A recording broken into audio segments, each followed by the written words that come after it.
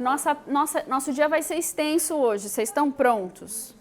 Vocês adoraram em casa, vocês entraram nas profundezas. Agora vocês vão fazer que nem a pastora Lilian. Vocês lembram da pastora Lilian da Torraca? Ela vinha, sentava e fechava os olhos. E um dia eu falei para ela, mas ela falava assim, maravilhosa a sua aula. Eu falava, que maravilhoso, que a senhora dormiu a aula toda. Aí ela falou assim, dormi nada, eu estava enxergando no espírito tudo que você estava falando. Assim pode fechar os olhos. Tá valendo? Se você não conhece o nosso trabalho, esses são os nossos seminários. Vocês estão projetando a tela como? Direto aí? Sim, né? Não aqui. Não, só porque eu esqueci, por isso que eu estou perguntando. Esses são os nossos muitos seminários. Hoje eu coloquei um descritivo deles, porque tinha gente que não sabia do que se tratava. Fique à vontade, eles estão todos no YouTube, eles têm todos 6 a 7 horas, tem alguns que têm 8 horas de duração. É para quem quer realmente estudar a palavra. O que eu posso fazer? Não é para qualquer um, me dizem, né? E hoje nós estamos aqui para celebrar as festas de Yahvé. Demora um pouquinho para o povo assentar aqui, mas a gente chega lá. Ainda bem que vocês não estão vendo, né? Então sim, porque já gravou, né, no Instagram. Para de enrolar, Márcia. Eu queria falar para vocês uma coisa que eu esqueci da nossa decoração. Porque esqueci mesmo. Eu trouxe pedras quando eu fui para o Monte Sinai. Gente, eu subi o Monte Sinai da Arábia Saudita, ao máximo. Pode falar que é o máximo mesmo.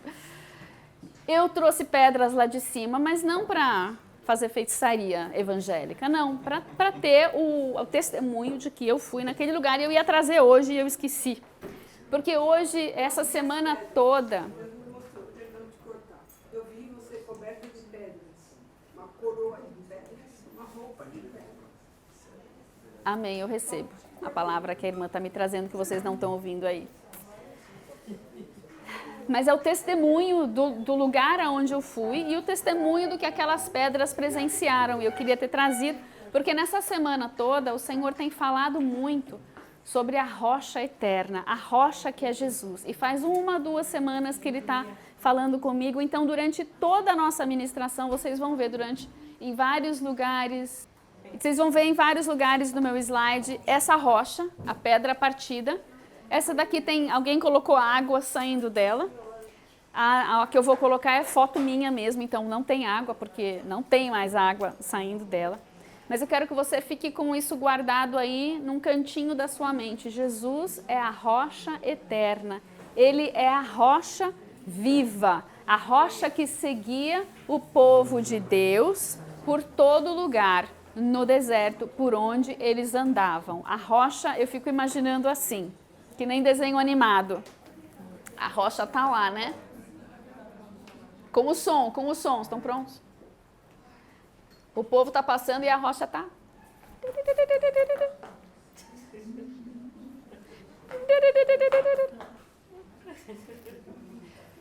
Eu não sei como que é na sua imaginação, mas Jesus, a rocha, seguiu o povo pelo deserto. De alguma maneira, essa rocha desaparecia de um lugar e aparecia em outra. E ela é real, ela não é uma ilustração. Ela não é uma coisa figurativa, ela não é uma coisa alegórica, é uma rocha dura, uma rocha de verdade. Porque quando Deus criou o universo, de dentro dele saiu toda a matéria. E quando Deus abriu a boca, saiu Jesus, que é luz, que é verbo, que é palavra e que é rocha.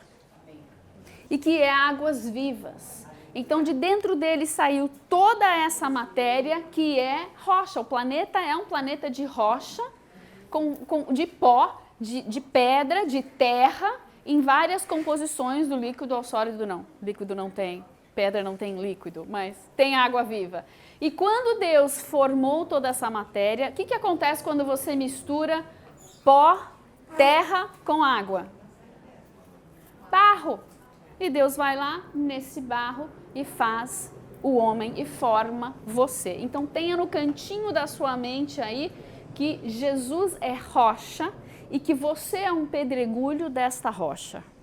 Porque você também é pó, você também é barro, mas você saiu da essência que estava dentro do próprio Criador. Você não veio do nada, você veio de Deus. Deus não criou o mundo ex nihilo, como dizem os gregos, do nada. Deus criou o mundo a partir de si mesmo. Tudo que nós vemos saiu de dentro de Deus. O que nós fazemos com aquilo que saiu de dentro de Deus pode ser um problema, mas a essência é pura, é santa e Deus disse que é bom. Vamos lá. Toda vez que eu vejo uma pedra partida, já que a gente está falando de rocha e pedra partida, eu tenho que entrar dentro dela para profetizar que eu também estou dentro dessa rocha. Amém? Você também está dentro dessa rocha. Essa foi tirada na Nova Zelândia em 2019. Deus nos levou a fazer um ato profético andando pelas montanhas ali da cidade de Christchurch. O nome da cidade é Igreja de Cristo. E havia umas montanhas ali, Deus falou, anda toda essa cadeia de montanhas, eram montanhas baixas. Mas anda do começo até o fim, profetizando certas coisas sobre a Nova Zelândia. E no meio desse trajeto, nós encontramos uma fenda de uma rocha para dizermos a Nova Zelândia e a Igreja de Cristo, Christchurch, está na fenda da rocha, em nome de Jesus. Amém? E lá na Arábia Saudita nós chegamos a Refidim, que é onde está essa pedra a partir daquela que Moisés bateu na rocha e dela saíram águas, e nós vamos dizer rios de águas vivas saem de Jesus, a rocha eterna. E nós fomos nessa viagem levando o Brasil.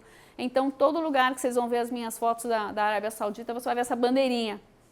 Porque o Brasil estava indo para a fenda da rocha. O Brasil estava indo à rocha eterna, receber das águas vivas que Deus tinha para o Brasil naquele lugar. Amém?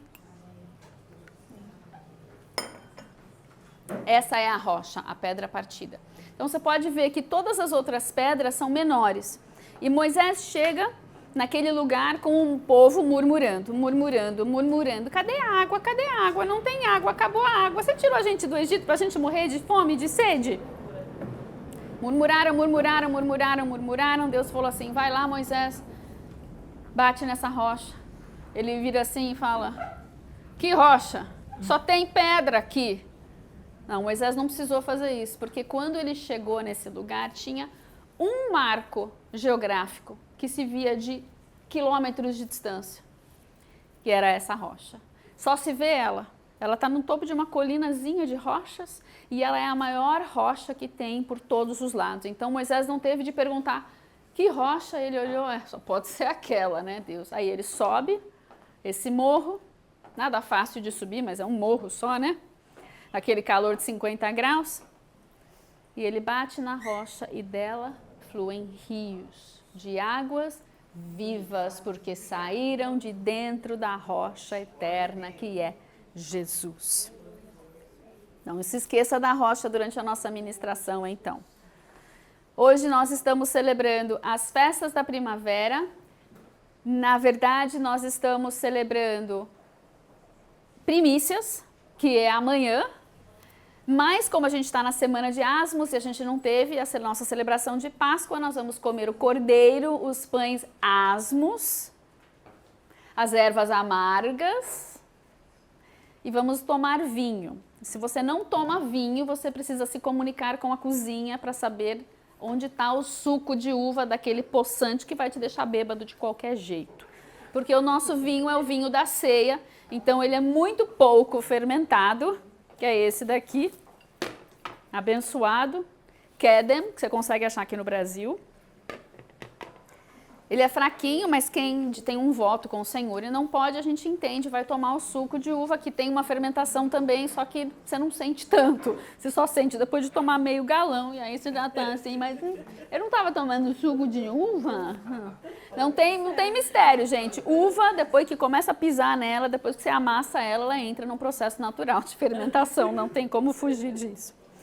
E o nosso tema de hoje, em vários lugares a gente vai falar um pouquinho sobre isso, É a transição de eras. Nós estamos numa transição entre a era atual e o milênio, que vai ser inaugurado pela vinda de Cristo. Enquanto isso, a gente está nesse fim de uma era, e no fim dessa uma era, nós temos ainda uma reta final, que é a semana tribulacional. E nós não entramos na semana tribulacional ainda, mas nós já começamos a transição, porque Deus já mostrou a muitos ministros que eu conheço que a glória já começou a descer. Isso quer dizer que a Nova Jerusalém já começou a descer. Ela não está pronta para descer, mas o deslocamento já começou. Por isso, os abalos na terra vão intensificar. Intensificar bastante. Então, nós precisamos estar preparados, firmes na rocha que é Jesus, porque quando os abalos vierem, a gente já tem que estar pronto, não é veio o abalo e agora estou perdido, não sei o que fazer. Não, você já tem que estar pronto, por isso que a gente prepara antes. Se diz que vai ter o terremoto, a gente vai se preparar para abalos. Se diz que lá nos Estados Unidos eles têm tufão, ciclone, sei lá qual dos dois que é, furacão. Quando vem, eles já sabem que está vindo e eles vão preparar a sua casa, vão se preparar emocionalmente, vão fazer o que precisa ser feito. Nós sabemos que Jesus está voltando e que os abalos virão como consequência da sua vinda e da sua proximidade, porque a glória, quando ela vem, o que ela gerou lá no Monte Sinai?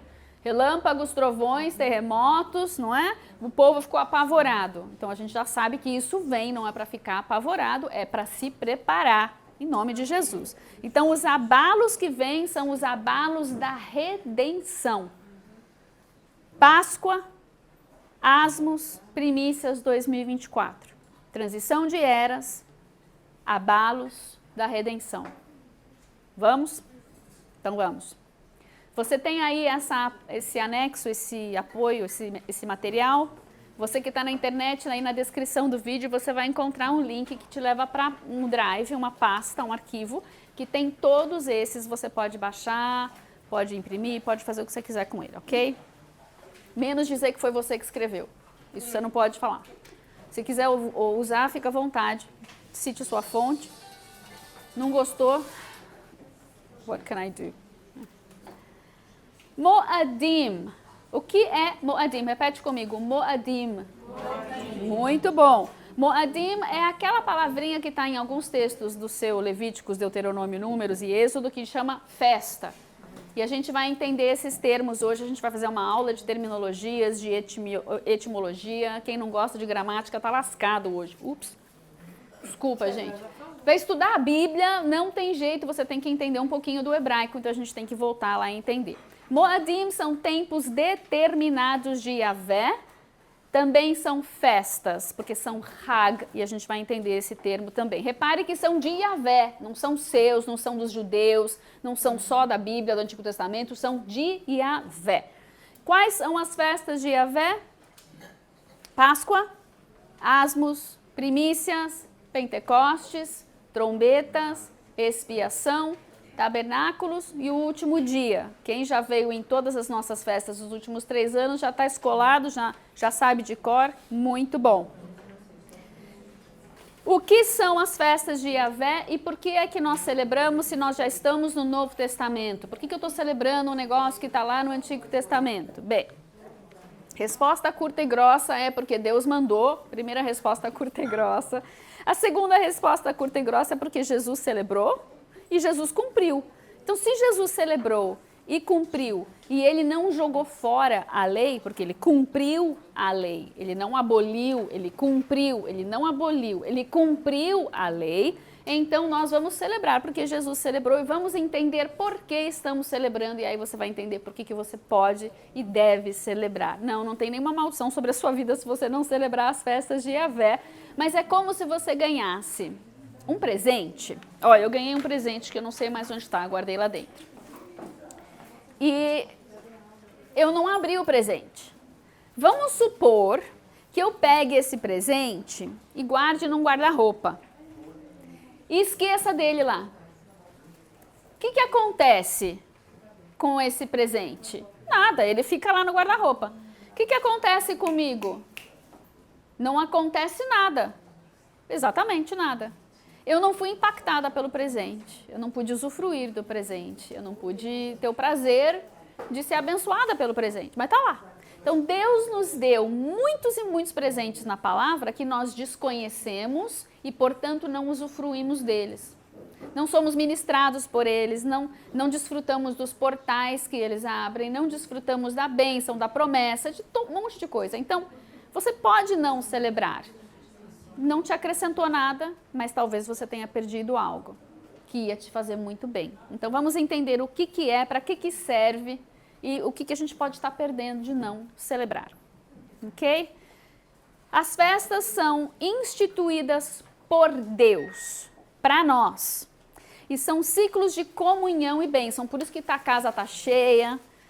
É bênção e é comunhão. Comunhão entre nós e Deus e comunhão entre nós e o povo de Deus.